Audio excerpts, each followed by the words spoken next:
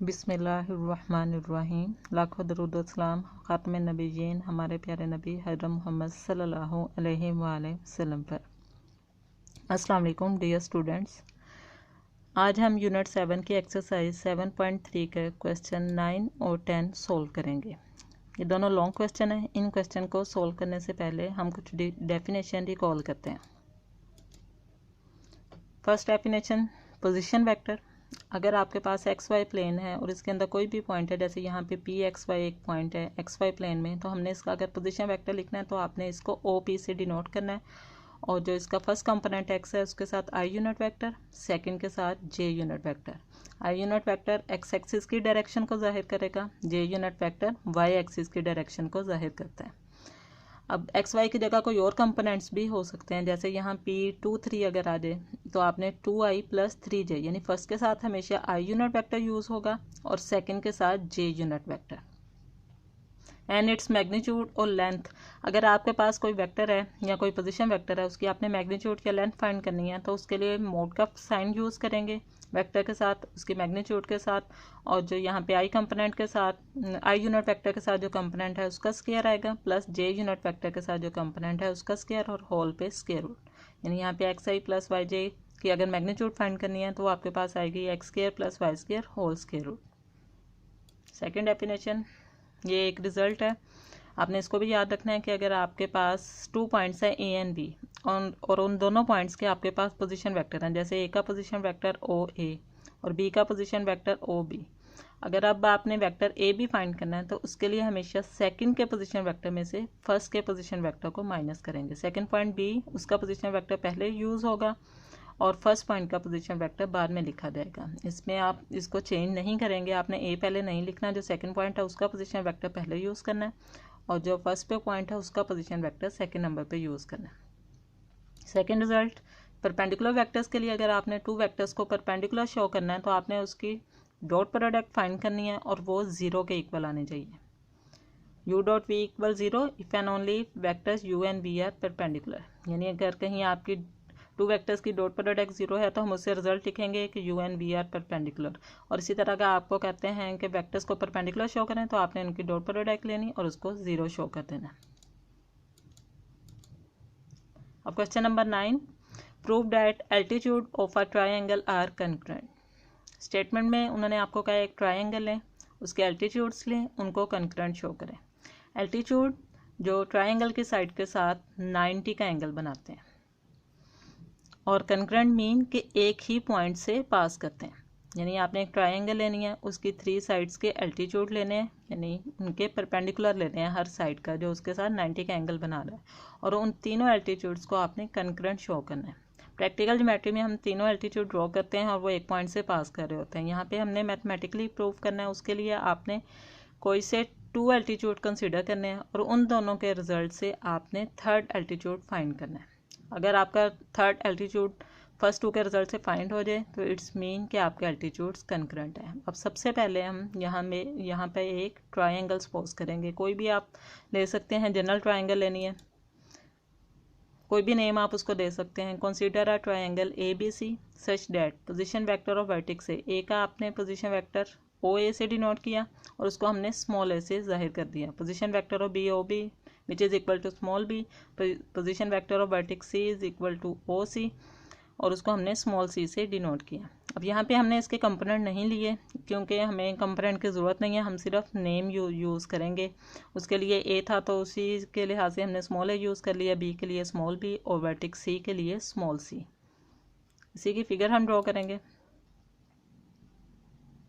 यहाँ पे अगर फिगर में देखें, आपके पास एक ट्राइंगल ए बी सी, ए का पोजीशन वेक्टर लिखा, बी का पोजीशन वेक्टर लिखा, सी का पोजीशन वेक्टर। अब हमने हर साइड के एल्टीट्यूड ड्रॉ करने हैं। सबसे पहले साइड बी सी, इसका एल्टीट्यूड देखें, एल्टीट्यूड क्या है, जो साइड के साथ 90 का एंगल हो, जो उसका परपेंडिकुलर हो, ये हमने ड्रॉ किया ए डी।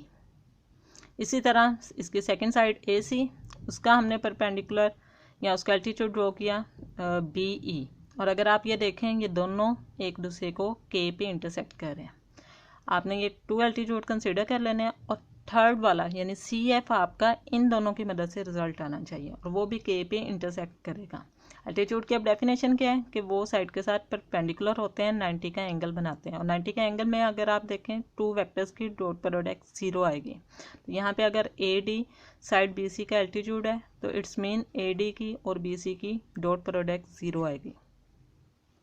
अब हम सबसे पहले कोई से यहाँ पे टू एल्टीट्यूड कंसिडर करते हैं, यहाँ पे यही लिखेंगे, let K be point of intersection of two altitudes AD and BE। एक एल्टीट्यूड हमने AD लिया, दूसरा एल्टीट्यूड हमने BE लिया, और इन दोनों को ये सपोज कर लिया कि ये दोनों एल्टीट्यूड एक दूसरे को K पे इंटरसेक्ट कर रहे हैं। अगर आप फिगर में भी देखें, अब आपने K का पोजीशन वेक्टर सपोज करना है, K का पोजीशन वेक्टर OK, और उसको हमने नल वेक्टर लिया। ये ज़रूरी नहीं है नल वेक्टर लें, आप कोई भी वेक्टर कंसीडर कर सकते हैं, लेकिन नल वेक्टर लेने से आपका क्वेश्चन ईजी हो जाएगा। हम इसको ओरिजिन पे सपोज कर रहे हैं। अब इन दोनों पे हम एल्टीट्यूड की डेफिनेशन यूज़ करेंगे। अगर आप फिगर में देखें AD एल्टीट्यूड है BC का, यही हम यहाँ पे लिखेंगे, since AD is altitude of side BC।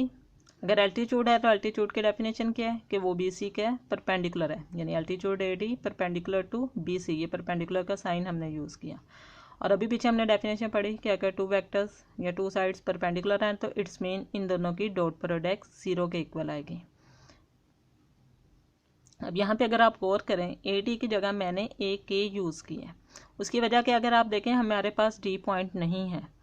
अगर हम परपेंडिकुलर बाइसेक्टर की बात करें तो वो मिड में होते हैं, लेकिन एल्टीट्यूड का हमें नहीं पता कि ये D किस जगह पे है या ये कौन सा पॉइंट है। तो इस वजह से अगर आप फिगर में देखें AD अगर परपेंडिकुलर है BC के तो हम AD लिखने की बजाय सिर्फ AK भी लिख सकते हैं।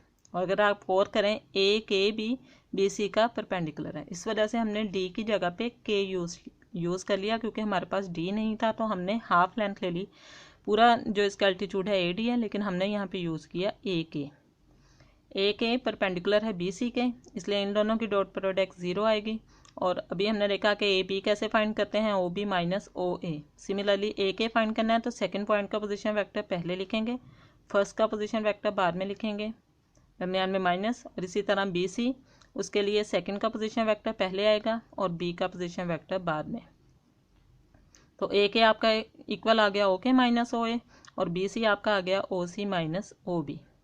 अब यहाँ पे आपने सिर्फ ऊपर जो पोजीशन वेक्टर लिखे हैं वो यूज़ करने हैं। OK का पोजीशन वेक्टर हमने ऊपर लिया, नल वेक्टर वो यहाँ पे लिखा, OA का पोजीशन वेक्टर स्मॉल a लिया, OC का स्मॉल c यहाँ पे देखें, और OB का हमारे पास पोजीशन वेक्टर स्मॉल b, वो हमने यहाँ पे यूज़ किया। अब आपको नल वेक्टर लिखने की ज़रूरत नहीं है, minus A vector dot C minus B। A dot को हम डॉट प्रोडक्ट ले लेंगे दोनों वेक्टर के साथ, माइनस A डॉट C आ जाएगा, माइनस इंटू माइनस प्लस, और A की डॉट प्रोडक्ट B के साथ हमने इसको अंदर मल्टीप्लाई किया, A डॉट C आ गया, A डॉट B आ गया।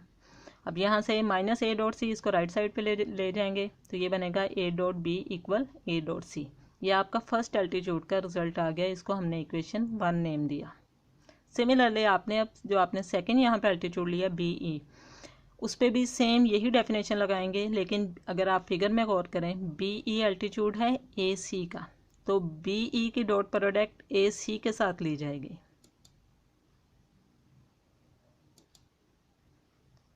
यहाँ पे अगर आप देखें BE is altitude of side AC, इसलिए BE परपेंडिकुलर हो गए AC के। अब यहाँ पे भी हमारे पास E नहीं है तो हम BE लेने के बजाय BK ले लेंगे, E की जगह हम K लिखेंगे, BK डॉट AC, इन दोनों की डॉट प्रोडक्ट भी 0 आएगी। BK को आप लिख सकते हैं OK माइनस OB, AC को हम लिख सकते हैं OC माइनस OA। सिमिलरली जैसे हमने पहले लिखा, ये ट्रायंगुलर लॉ ऑफ एडिशन है, ये हेड टू टेल रूल है कि अगर आपने AB फाइंड करना हो तो OB माइनस OA आता है। तो सिमिलरली BK फाइंड करना है तो सेकंड का पोजीशन वेक्टर माइनस फर्स्ट का पोजीशन वेक्टर, AC के लिए OC माइनस OA। OK की वैल्यू जो पोजीशन वेक्टर है वो नल वेक्टर वो यूज़ किया, OB के लिए हमने B यूज़ किया स्मॉल b, OC के लिए स्मॉल c वेक्टर, और OA का स्मॉल a। अब यहाँ पे भी नल वेक्टर लिखने की ज़रूरत नहीं है, माइनस B डॉट C आएगा आपके पास, और minus into minus plus B dot A, यहाँ से भी B डॉट C माइनस में है, राइट साइड पे जाएगा प्लस में हो जाएगा। ये आपका सेकंड रिजल्ट।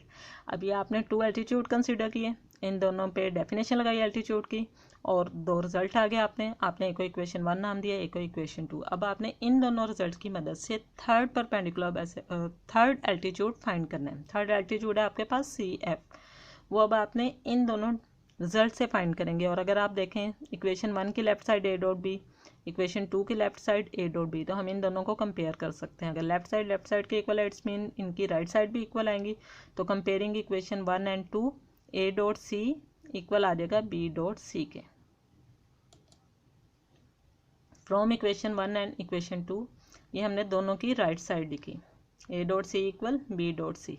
यहाँ से हमने थर्ड एल्टीट्यूड फाइंड करना है, उसके लिए प्लस बी सी है, इसको हम लेफ्ट साइड पे लेके जाएंगे, माइनस हो जाएगा। दोनों में से अगर आप देखें डॉट सी कॉमन आ रहा है, ए माइनस बी है, हम माइनस कॉमन ले लेंगे, ये आपके पास आ जाएगा बी माइनस ए। आपको पता है डॉट प्रोडक्ट कम्यूटेटिव है, हम डॉट प्रोडक्ट में वेक्टर्स को आगे पीछे लिख सकते हैं। तो B minus A dot C है, तो हम सी पहले लिख लेंगे, डॉट बी माइनस ए बाद में लिखेंगे। डॉट प्रोडक्ट में आपकी अगर जगह इंटरचेंज करें तो उससे कोई फ़र्क नहीं पड़ता, ये कम्यूटेटिव है। माइनस ई है, इसके साथ नल वेक्टर 0 यूज़ किया। अब ये पीछे अगर हम देखें प्रीवियस रिजल्ट में हमने के का पोजीशन वेक्टर नल वेक्टर लिया था, तो इसलिए ओ को हम रिप्लेस कर देंगे ओ के से। स्मॉल सी हमने लिया था वर्टेक्स सी का, तो इसलिए इसकी जगह पे आएगा ओ सी। बी की जगह पोजीशन वेक्टर ओ बी, ए की जगह ओ ए। अब इसको दोबारा हम कंबाइन कर देंगे ओ के माइनस ओ सी। तो याद रखना है कि सेकंड वाला पहले आ जाएगा, पहले वाला बाद में आएगा। ये बनेगा सी के, और ये length O B minus O ए, तो ये आपकी बन जाएगी ए बी। इट्स मीन सी के डॉट ए बी इक्वल 0, यानी सी के परपेंडिकुलर आ गया ए बी के। आप ये आगे लिख सकते हैं कि C K is perpendicular to A B. यहाँ से अगर चेक करें, ये सी के परपेंडिकुलर है ए बी के। इट्स मीन के is point of intersection of all three altitude, के जो फर्स्ट का भी हमने लिया था ए डी का, कि वो इंटरसेक्ट कर रहा है के पे बी ई के साथ। और अगर आप रिजल्ट चेक करें सी के डॉट ए बी, यानी जो थर्ड वाला आपका एल्टीट्यूड है वो भी आपका के पे इंटरसेक्ट कर रहा है। तो इट्स मीन आपका रिजल्ट प्रूफ हो गया कि हमने 2 एल्टीट्यूड लिए और उन दोनों के रिजल्ट से थर्ड का रिजल्ट फाइंड कर लिया। यहाँ पे आप यहाँ से आगे एक लाइन लिख सकते हैं कि C K is perpendicular to A B, और सी के की जगह सी एफ भी लिख सकते हैं। इससे कोई फ़र्क नहीं पड़ता कि आप पूरी लेंथ लेते हैं या उसकी हाफ लेंथ यूज़ करते हैं। के is point of intersection of all three altitude, तो हेंस आपका जो रिजल्ट है वो प्रूफ हो गया।